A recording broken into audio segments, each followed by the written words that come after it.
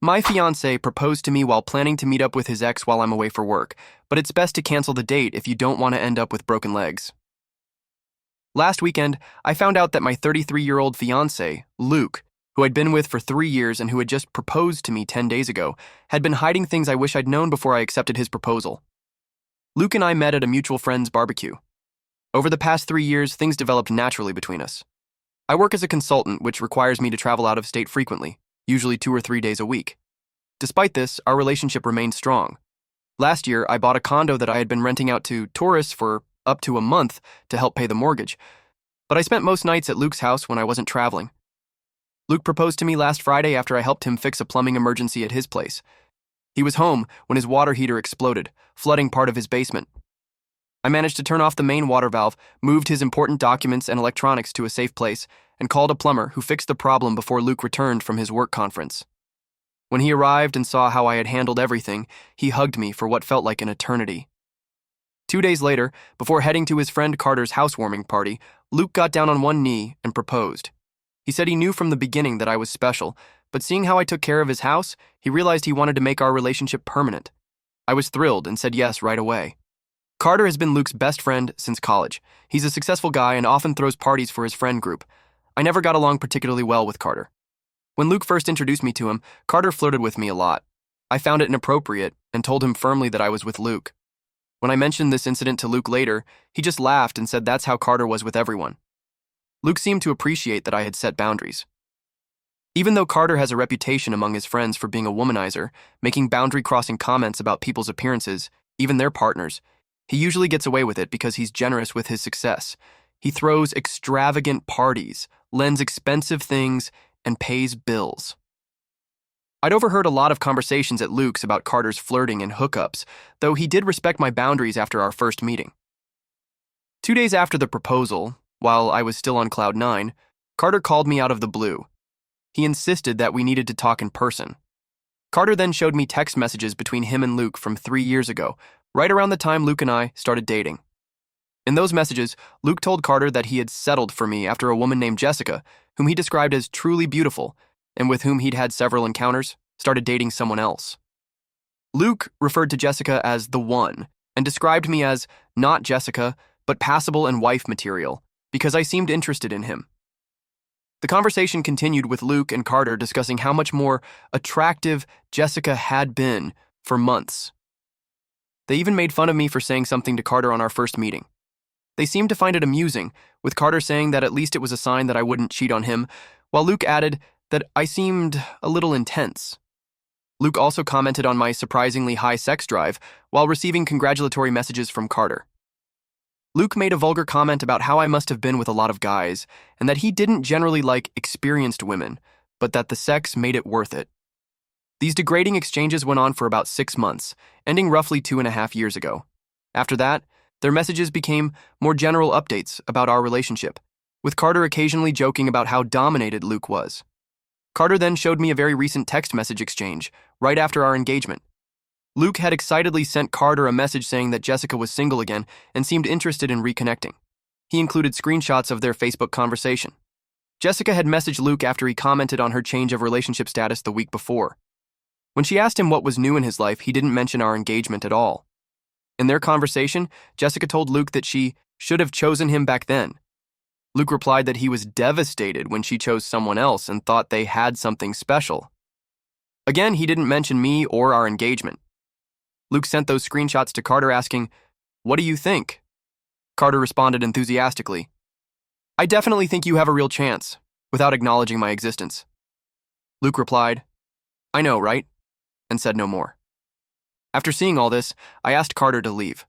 When I got home, I checked Luke's Facebook, guessing his password was the same as his email, and discovered that Luke and Jessica had planned to meet up the following week when I was away for work.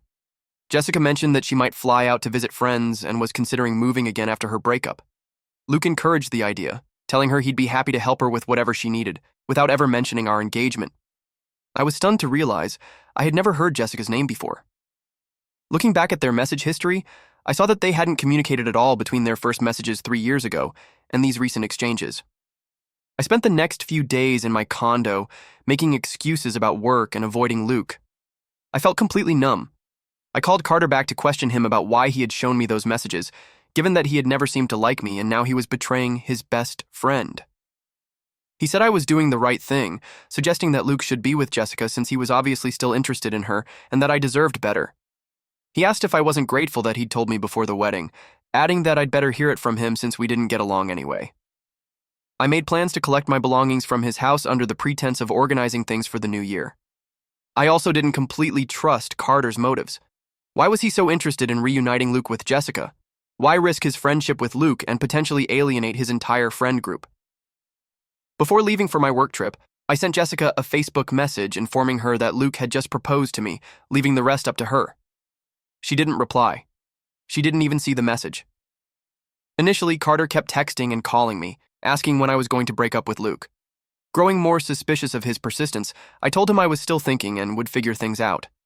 During my trip, he called me again, suddenly claiming that his entire group of friends, including Luke, were freeloaders and parasites, and that Luke was no exception, that he was just using me. I told him I refused to become collateral damage in any problems he had with his friends, especially since he had enabled their behavior for years by letting them take advantage of his generosity. I ignored his calls after that. Then, I decided to let the planned meeting between Luke and Jessica happen and then return early from my trip without telling Luke, with the intention of breaking up with him. On the Friday of their scheduled meeting, I received a call from Jessica. She explained that she had come to town, met up with mutual friends, and found out through them that Luke was engaged. She had gotten my number from these friends and called to warn me that my fiancé was trying to meet her behind my back. I told Jessica I already knew and asked her to check the Facebook message I had sent her earlier. After reading it, she thanked me for telling her, and I thanked her for contacting me. She mentioned that her previous relationship had also ended due to infidelity, which is why she was particularly angry with her ex. We ended up talking for almost an hour. I admitted I could see why Luke had been attracted to her. She seemed both pretty and kind based on her photos and our conversation. Jessica said Luke was a fool for risking his relationship with me, adding that his only good qualities seemed to be his good taste in women. I suggested to Jessica that she not cancel her meeting with Luke since I was planning to return early anyway. Instead, I suggested I surprise him with it. Jessica loved the idea, fueled in part by her anger at her own ex and Luke's dishonesty. She agreed to meet me at the airport when I arrived for my flight. A few hours before I was due to board, Luke texted me saying he missed me and asking if I could cut my trip short because he needed to talk to me. Shortly after Jessica called me, Luke had canceled their meeting. He had sent her a message saying he was very attracted to her, but that he was engaged, that he had done something wrong, and that they shouldn't see each other. He apologized for making her come all the way there.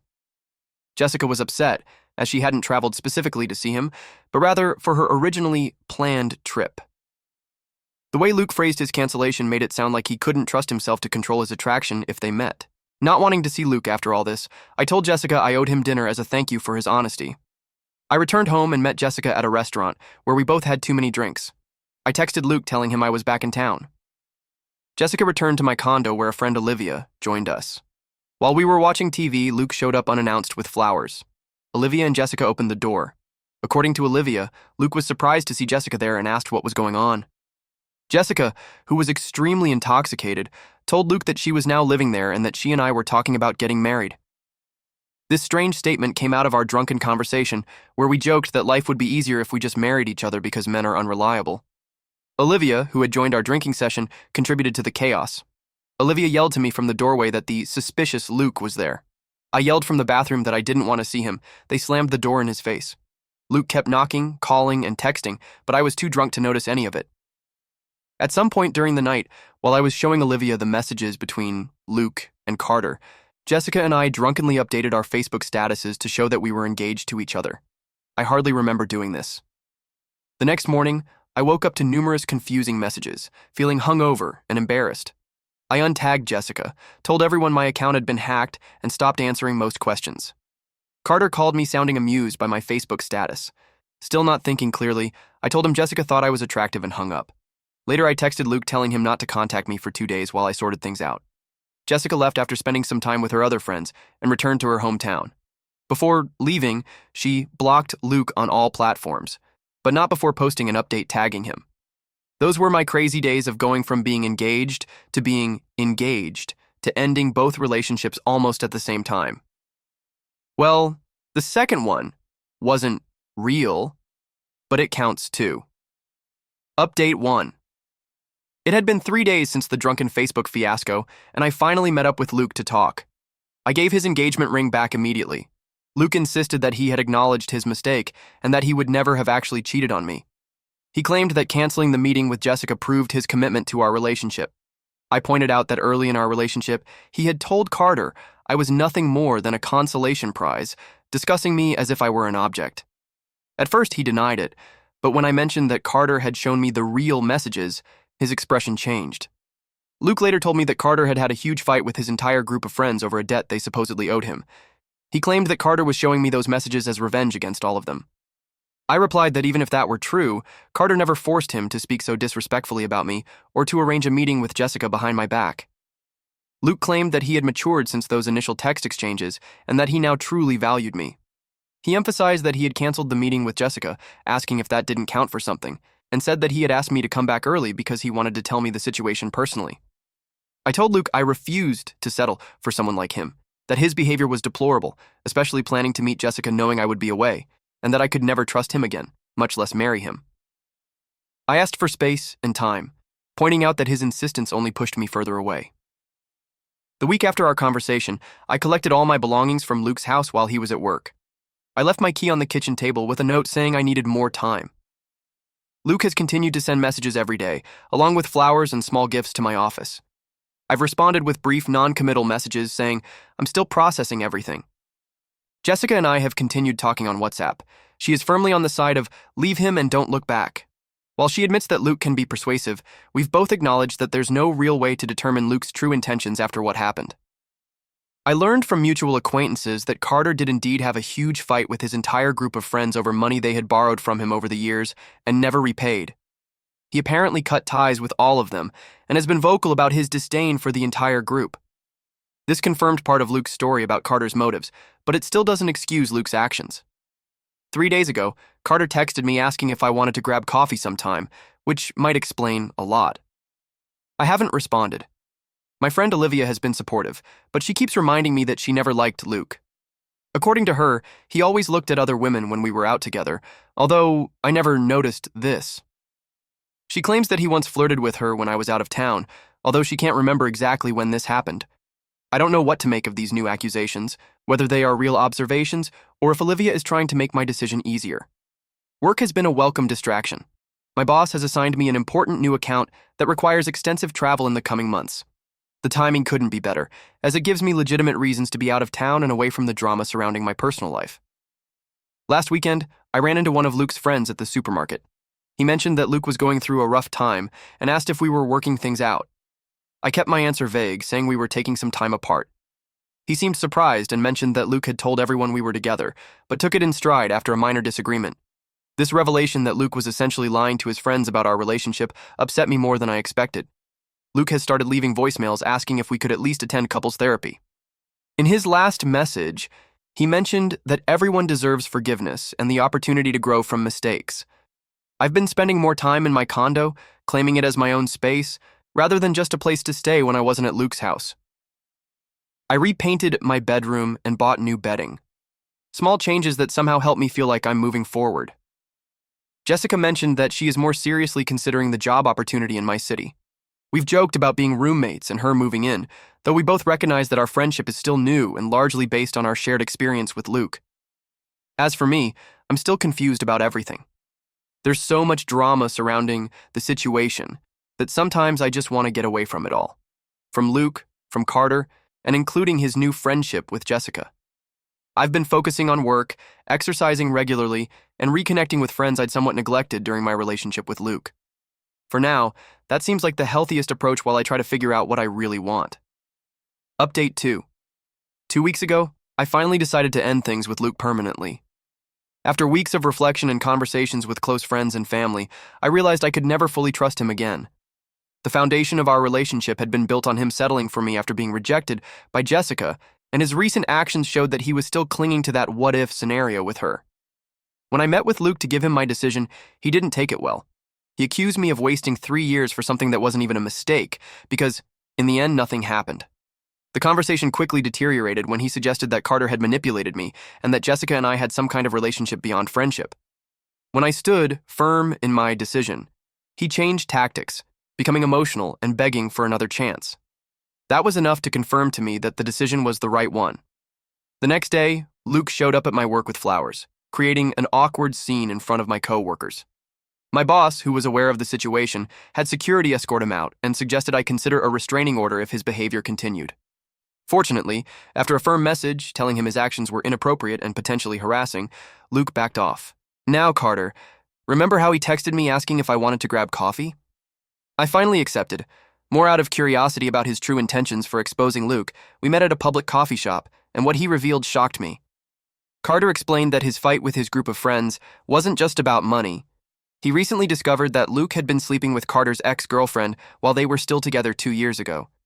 He only found out when she contacted him after moving back to the city, wanting to clear her conscience. According to Carter, this betrayal made him reevaluate his entire circle of friends, realizing that they had all taken advantage of his generosity for years. He showed me text exchanges between Luke and other friends where they joked about using Carter for his money and connections. In one of the most disturbing messages, Luke bragged about his affair with Carter's ex, calling it revenge for Carter's flirtatious behavior with me early in our relationship. This revelation painted Luke's character even worse and explained why Carter had been so keen to expose Luke's messages about Jessica and me. When I asked Carter why he'd always acted so flirtatious with his friends' dates, including me at first, he admitted it was a misguided attempt to fit a player image that he thought would earn him respect. He acknowledged that it was inappropriate and said that he had been working on changing this behavior for the past year, which is why he had been more distant from the group even before discovering Luke's betrayal. He said he wasn't even like that, since he had always had stable partners and had never had one-night stands. I still don't fully trust Carter, but his explanation made me understand his actions. He apologized for his past behavior toward me and for not revealing Luke's true character sooner. While I appreciate the apology, I have kept our interaction strictly to that one meeting. I have no interest in developing a friendship or anything more with him, given his complicated history and connection to this whole mess. As for Jessica, we've remained in touch, although less frequently, as we both move forward with our lives. She decided not to accept the job in my city, accepting a better offer elsewhere. Before making her decision, Luke apparently approached her again, telling her from a friend's cell phone that I was unstable and that we had broken up because of my issues, not his actions. Jessica saw right through this and sent me screenshots of his messages. More confirmations that I did the right thing. By a strange coincidence, a close college friend, Diane, moved to my city for work last month. She needed a place to stay while looking for an apartment. So, she's currently renting out the guest room in my condo. That solves two things, part of the mortgage payment and part of not living alone. We've reconnected in a way that reminds me of who I was before Luke. More confident, more outgoing, less willing to compromise on things that really matter. One last update I feel is important to share. I ran into Luke's sister last week at a local coffee shop. She approached cautiously, clearly unsure of my reaction. She told me that she had heard several versions of what happened between Luke and me from different people, including Luke himself. She told me that I shouldn't feel bad because the relationship ended. Luke was into doing these things and having his options open with other girls. She apologized for not warning me sooner, saying she had hoped he had changed. I've been hit with a barrage of information lately that doesn't reflect well on Luke, so I'm grateful it all came out so quickly before I was more committed or even married to that person. Update 3. Many of you have continued to send me messages of support, and I appreciate them, but luckily I'm not sad. It's not a relationship I miss at all. Luke finally stopped contacting me about 2 months ago after I sent him a formal cease and desist letter through a lawyer friend. His persistence had become worrying, with messages alternating between apologies, accusations, and attempts to make me jealous by mentioning other women he was supposedly dating. The legal warning seems to have worked, as I haven't heard from him since. I ran into him once at a restaurant about 3 weeks ago. He was with a woman I didn't recognize. When he saw me, he was overly affectionate with his date while observing my reaction. I just nodded, politely, and went back to my conversation with my friends. I found his attempt to provoke a response pathetic rather than hurtful, which shows how far I've come emotionally. Through mutual acquaintances, I learned that Luke has been telling a completely fictional version of our breakup. In his story, I cheated on him with Jessica when I found out she was an old girlfriend, and I was jealous of her, and he magnanimously forgave me before I finally left him for Carter. The absurd nature of this story would be funny if it weren't so malicious. But no one is believing it because it's a story that makes no sense. But if he wants to keep wasting his breath on that, that's not my problem. Carter reached out again a month ago, inviting me to a small gathering at his house.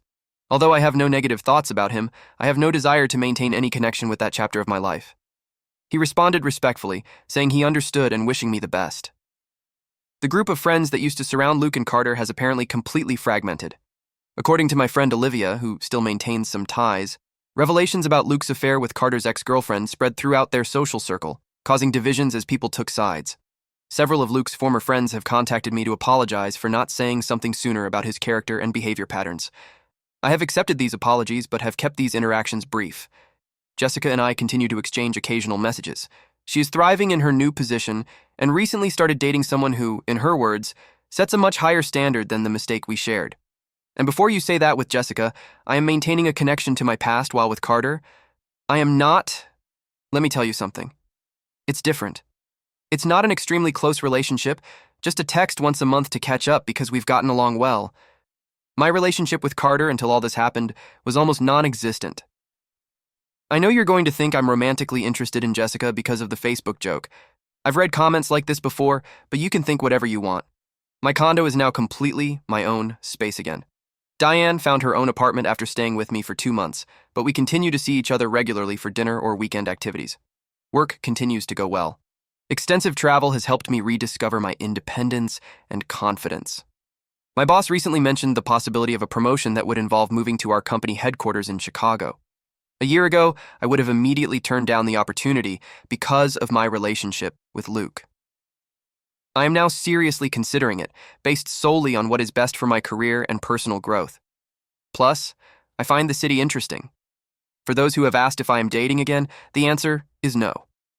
I'm still enjoying rediscovering who I am outside of a relationship and focusing on friendships, career, and personal interests. Update 4. Before I get into the update, I'll give a quick rundown on my life. I have moved to Chicago. I'm renting here because I don't know how permanent it will be, but I'm using the money from my rented condo. This one is being rented to a couple because I don't have time to rent it out to tourists like I used to. As for Jessica, she's still in a relationship, but someone played a nasty joke on Luke, telling him she'd broken up, which he couldn't check because he was blocked. He thought it would be a nice gesture to fly to her city to surprise her at work. Jessica's boyfriend didn't think it was a great gesture of love, or if he did, he made it known by threatening, "Never come back or he'll break your legs." Jessica didn't tell me about that side of her boyfriend, which, while aggressive, seems helpful for people like Luke. Carter has sued the group of friends to repay the money he'd lent them over the years, including Luke, and almost everyone has had to pay, including Luke himself. I know because he called me again to ask me out on a formal date. He told me he knew I said no, but he thought maybe I'd changed my mind. I told him that I hadn't changed my mind and that I still thought the same. Also, I wasn't living in the city anymore. He told me that wouldn't be a problem for him, that he could travel often, but I told him that my answer was still no. I know it seems pushy, but he's always been a gentleman when I've asked him, even though that wasn't how I thought he was.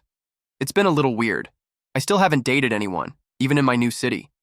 Maybe it's time now. New city, new life, new social circle, and maybe a new partner. I hope there are new Reddit posts too because I'm tired of talking about Luke.